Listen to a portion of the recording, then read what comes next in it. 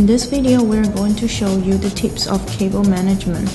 Reasons of cable management is to create a cleaner and tidier internal PC environment, which will improve the airflows, the dust management, and also make your components last longer.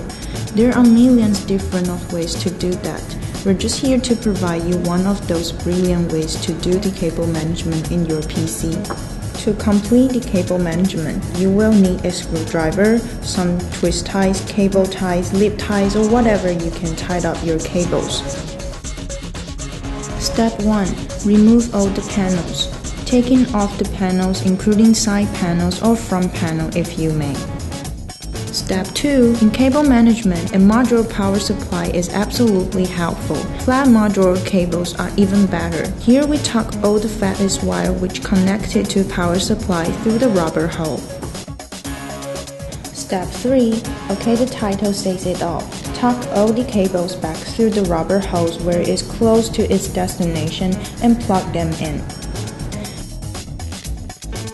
Also the same way on your VGA card.